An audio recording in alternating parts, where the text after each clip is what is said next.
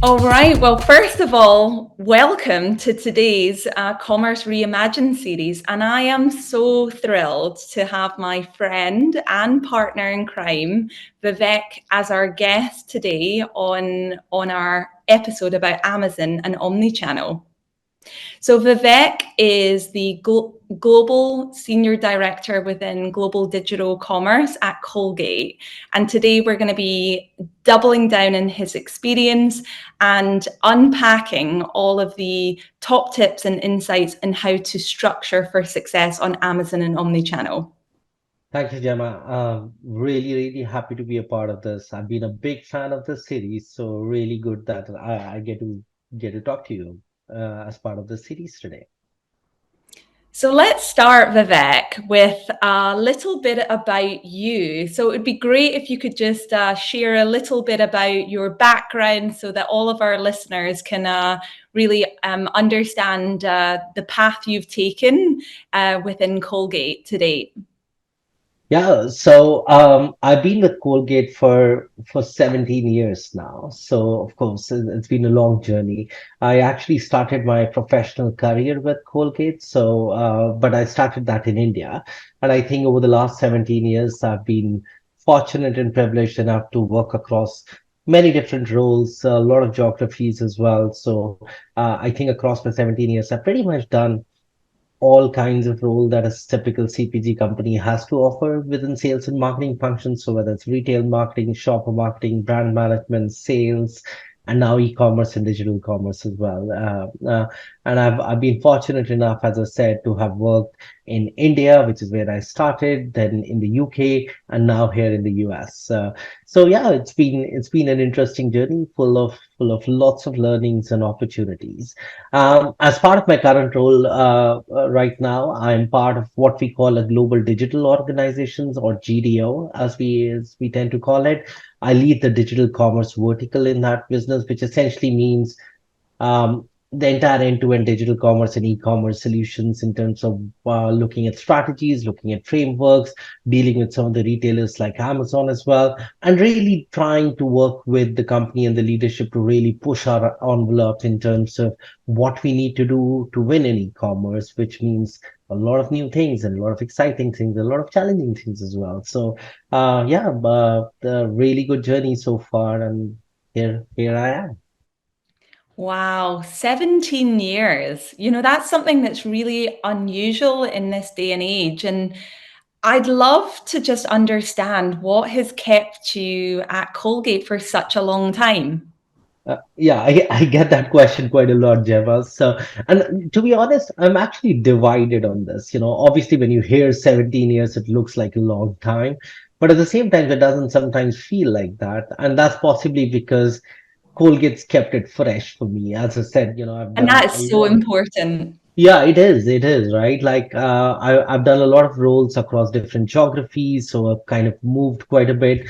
Um, I have this thing that I've moved 11 cities in 17 years with Colgate. So obviously, it's as I said, it's Changes very in your DNA, exciting. my friend. I know, I know. Looks daunting, but it's all been fun, and I've gained some tremendous experience both personally and professionally as well. But I think more importantly, what has kept me going is I've been fortunate enough to do a lot of roles in my journey, which has been very new to not only Colgate but to the industry. Like for example, I got into e-commerce space from more traditional sales and marketing roles back in 2015, where as CPG companies, we're just trying to understand what is e-commerce, how are we going to sell our products and categories on in an online environment. It was so new, so that was exciting. Even in my current role today, digital commerce, which is such a dynamic space to be in, right? So whether you're talking about digital transformation, you're talking about dealing with a retailer like Amazon, which has its own unique nuances and ways of working, and then of course things keep evolving and keep coming, right? So now I'm focused on things like retail media and clean rooms and AMC. All of them are so new that it doesn't really seem that I've been doing the same role or same company for so long. But I think it's been a tremendously steep learning curve for me, and that's what has kept me going, really. And I must say this, and you will hear this from a lot of Colgate people as well. At the end of the day, it's also about people and the culture, right? I think I've been fortunate enough to really work with really talented people across multiple geographies, and in a really caring culture. So it's been a rewarding experience, to say the least, both personally and professionally. So here I am, hopefully many more years to go. I love that. And I think that you're absolutely right. If you're continually offered new opportunities to learn and grow and to problem solve together with some like amazing and interesting and kind of kind people, then why wouldn't you do that? So you covered a lot of like great areas like clean rooms and retail media and omni-channel. I'd love to start with Amazon and kind of brand growth. So maybe if we can double click into it, because I know that that has been a core focus of yours in your current role and in your previous role. So, you know, we all recognize that Amazon is truly writing the rulebook and the blueprint for how brands operate and grow within algorithmically driven pure players in e-retail. And you are well recognized as an e-commerce expert and kind of subject matter leader in the industry today.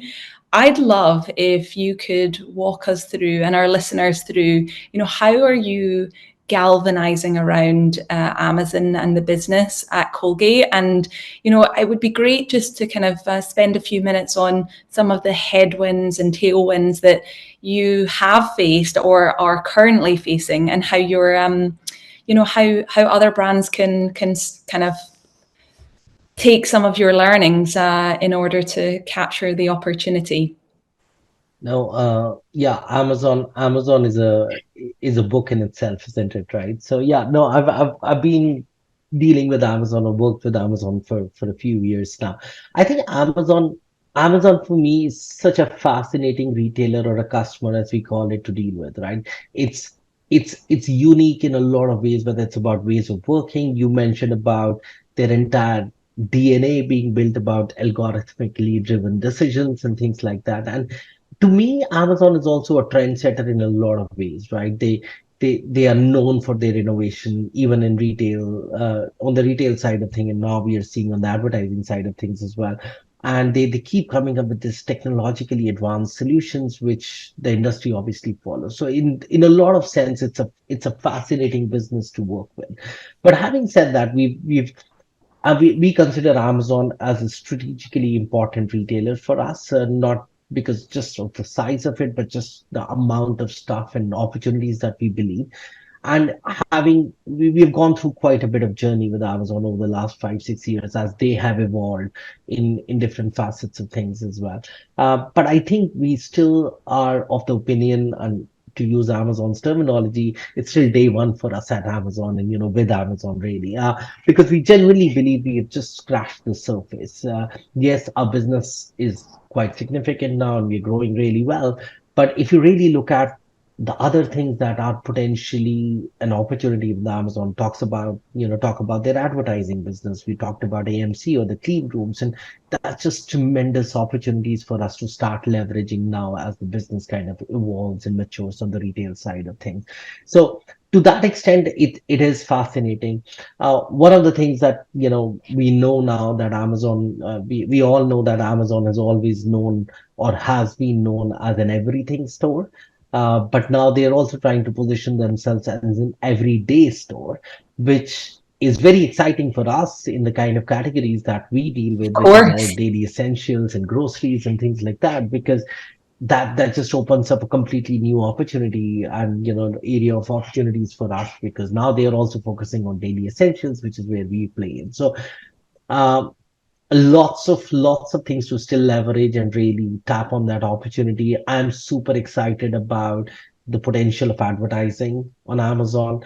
Fun fact, when it comes to advertising, and maybe not a lot of people know that, we all know that Amazon advertising is big, is growing in significance, if anybody follows their quarterly earnings. But last year, Amazon sold more advertising than the global newspaper industry, and that's the scale we are talking about. It just fascinated me when I came across that stat. Right, they're genuinely becoming a big advertising machine, and I think that's a lot of opportunity for us and brands in general to go with. So super exciting business, to be honest.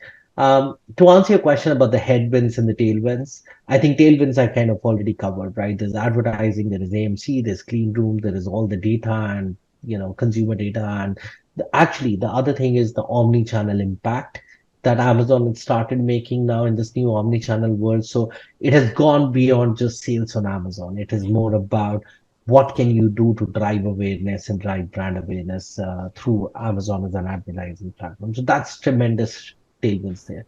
Headwinds, there are quite a few, obviously, when you're trying to deal with a dynamic retailer as Amazon is, they're bound to be those day-to-day operational headwinds. But I think for categories like us, it's essentially the top two things that I always talk about is one, of course, on an operational or supply chain side of things, right? There are things around receiving and how we package our products and all that stuff, which is a learning curve for CPGs as well.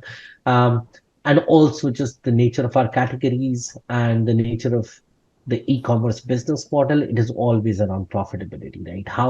The biggest challenge and the biggest headwind really is to how do we make our categories profitable in this what I call an expensive business model, which is e-commerce. So, but nonetheless, we are super excited about the kind of thing that we are doing with Amazon. So we've talked about, some of the headwinds and tailwinds within Amazon. Let's focus on the Amazon flywheel. So, they are heavily pushing a lot of their operations to being kind of self-managed and self-governed. So I imagine that it's all about how you kind of integrate across digital shelf operations and media to drive success. So it would be wicked if we could spend a few minutes just talking about, how you are galvanizing the teams within Colgate to win across the flywheel and start to drive that integration across digital shelf, digital operations and media. So thanks for that question, Gemma. This is obviously a lot of things to unpack here, right? But Oh, I bet. no, but it is very relevant in the sense that when you talk about integration of all of these different facets coming together, it is fascinating for me because I think e-commerce in general, not only Amazon, but e-commerce in general is a tremendously cross-functional business. Now, with the caveat saying every business is cross-functional, but I think more so in e-commerce because everything is so intertwined and kind of impact each other much more than a traditional retail environment. And I use that as an example, saying in a traditional retail environment, when you're talking about say sales and marketing, marketing is focused on brand building, brand awareness, and generating demand, and you hope that when the shopper goes to a store, they pick up the product and converts into a sale.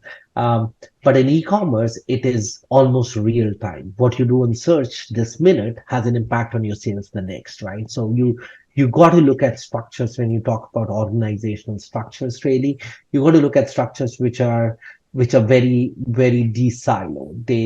And I think for us, and we have evolved that. We have learned we have learned things along the way the last 4 or 5 years. But I think now we believe that the best structure from an e-commerce team perspective is the one which is cross-functional, where sales, marketing, supply chain, packaging are all sitting under one roof, so that you don't really have those silos anymore. And I personally believe that they all should be reporting into a general manager kind of a position rather than a sales vertical or a marketing vertical, which has always been a debate in the industry. So that's one aspect of things from an org structure perspective. And of course, nothing is set when it comes to e-commerce, and things keep changing and evolving. So at Colgate, we've been agile and flexible enough to kind of operate that way as well. Another example that comes to my mind is that Amazon's now pushing in Europe, for example, for a central European structure. Now, that's something which is very new to us. We've never done this kind of structure before, but something that we are looking into it very seriously and see whether it'll fit, not fit, what are the pros and cons and all that stuff. So yeah, the point is that you got to be flexible in this approach. It's not about one size fits all because every market is different, every retailer is different. And we've managed to do that pretty well actually. So that's on the org structure part of it. But when it comes to the different other aspects, right, whether it's digital shelf or your PDPs and your supply chain and your advertising, uh, it's a journey for us as well.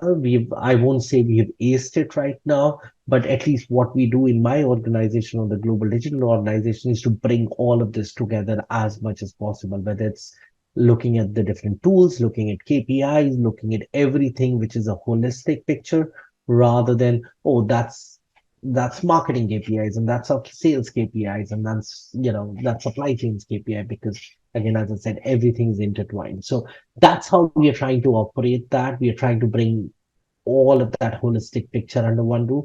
Easier said than done, as you can imagine, but that's really the template for us to go forward.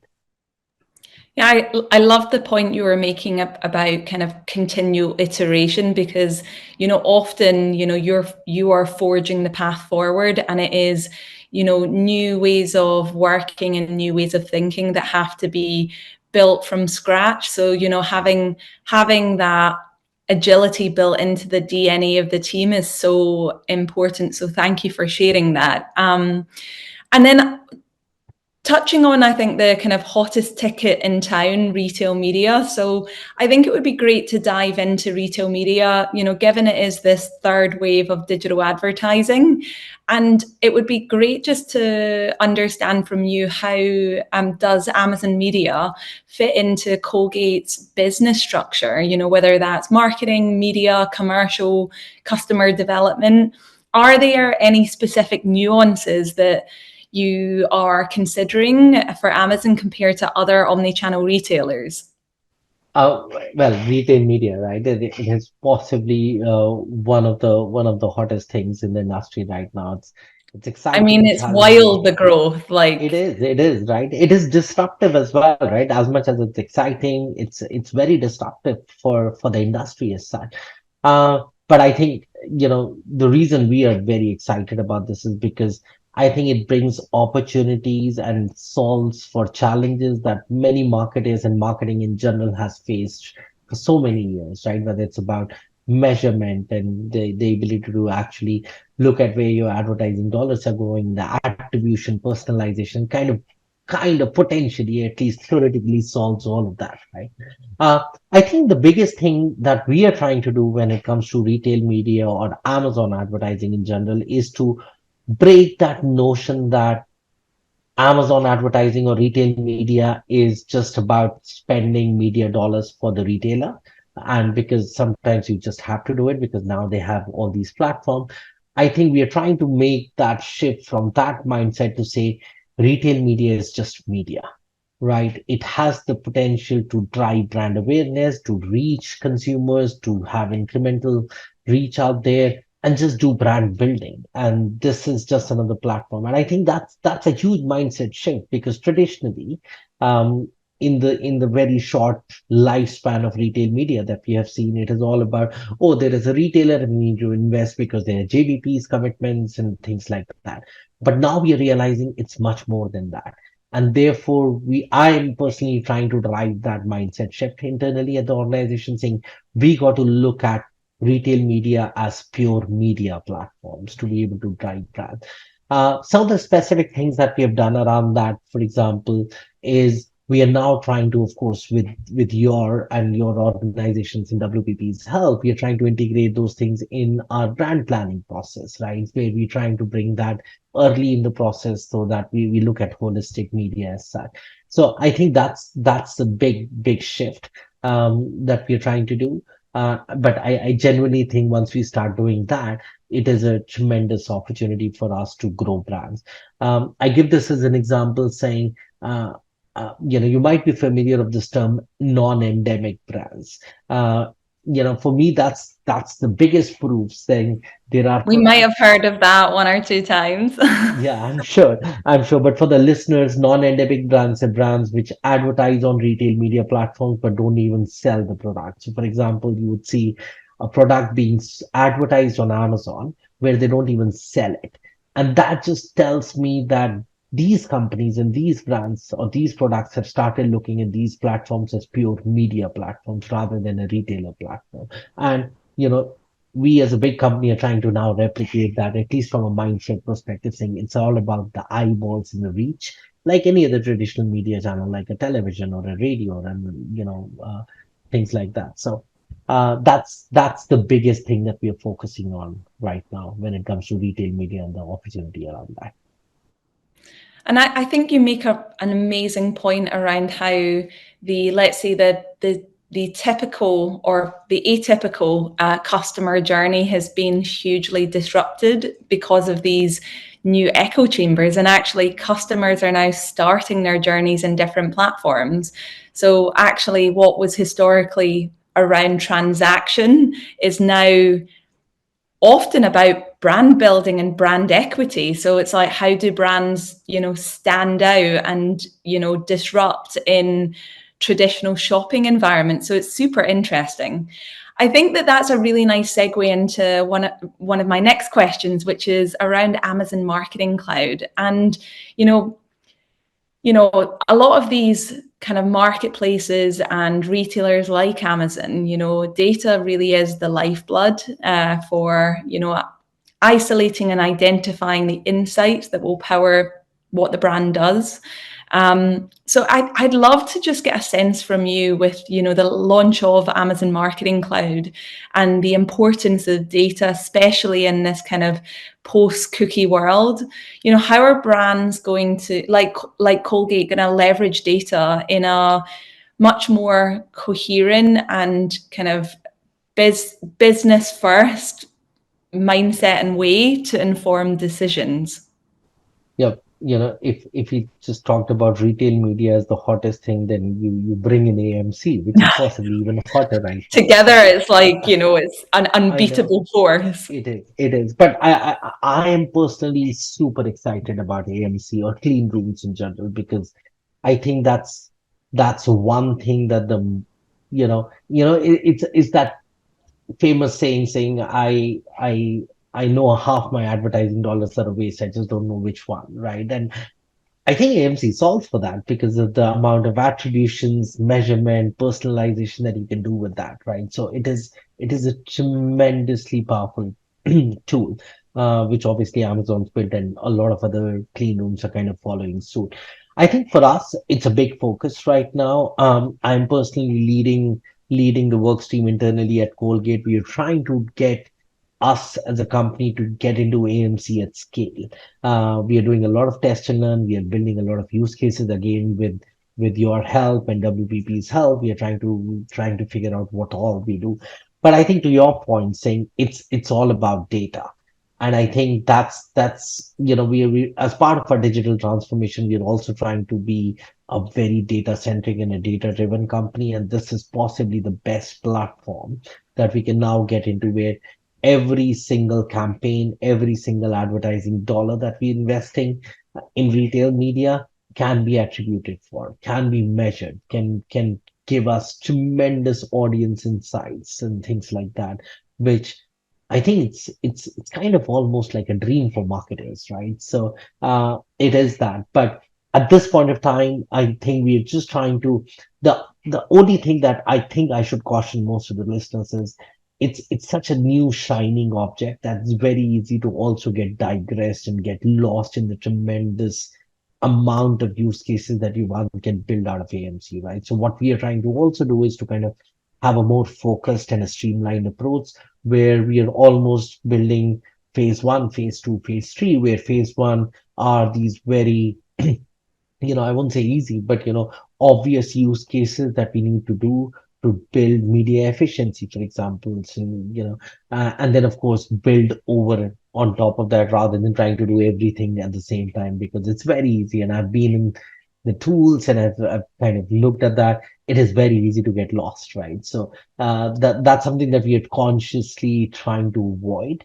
But I think again, tremendous opportunity in terms of building use cases and really genuinely, tangibly save money when it comes to media efficiencies and obviously deploy it in more effective manners and reach new audiences and things like that. 100%. And I think it is about that rebalance, right, between efficiency and effectiveness. So I think it would be remiss for us not to talk about omni-channel. So given we've spent a lot of time talking about Amazon, and rightly so, but your remit spans beyond Amazon into kind of broader customers and omni-channel. So I'd love to spend a little bit of time just understanding, the importance of crafting an omni-channel strategy and get a sense from you, is it okay to have like brick and mortar and pure play strategies separate, or should it be brought together? What's the best Uh, case so far? It'd be great to get your sense on this. Uh, oh, I think there is, in today's world at least, I don't think so. There is any room for having a brick and mortar strategy and an e-commerce strategy separate. I think it was okay to do that 4 or 5 years back, not anymore, especially with whatever happened post-COVID or during COVID as such.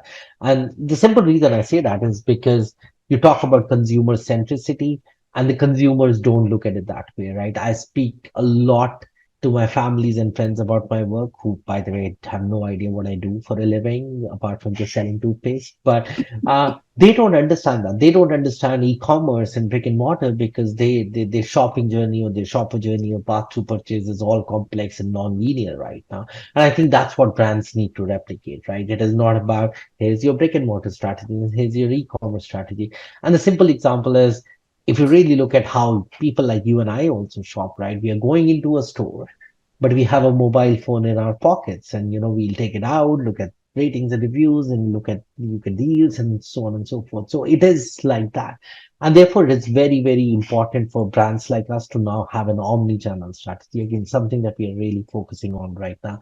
Um, Even the retailers, right? You forget about pure plays like Amazon, but traditional brick and mortar retailers who are really focused on online now are actually have restructured their teams around omni. Their strategy is omni.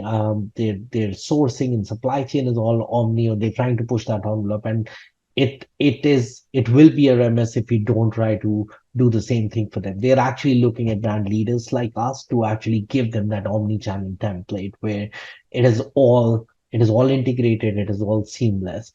And for us, the biggest challenge, and that's something that I talk about it internally quite a lot, saying when it comes to effective omni-channel strategy, it is just not about being omnipresent. It is about omnipresentable, right? Our brands need to be presentable in an omni environment, really, which means that your PDP should be as good as your shelf, packaging, and we have to really come to what I call a minimum common denominator, which works in both environments, right? Because we have to manage complexity at our end as well. So I think it's obviously a complex new world that we are living in, but it has to, our strategies needs to come together. And whether it's about our team responsibilities and the org structure, right? It was okay to have an e-commerce person in the team and a brick and mortar person on the team. It's everybody's responsibility right now, right? It's not just it's yours and it's mine, and all of that stuff. Because again, for me, it goes back to that's how the consumer wants to shop, that's how the consumer sees it, and we just need to give them that template and give them that strategy to be able to give that plan. And I think that will already, if not already, maybe in just the coming days, will become a huge competitive advantage for brands who are able to do that. Thank you, Vivek. And Vivek, I have to say, I could listen to you for hours, the words of wisdom, the top tips. It's been an absolute pleasure. And I'm sure that's not just me as your friend and partner in crime, but I know that all of our listeners will really revel in a lot of the kind of insights and top tips that you've shared. So I think thank you from myself, from VML, and looking forward to working more with you in the future. No, thank you so much, Gemma. This was an absolute pleasure. Obviously, always, as always, talking to you.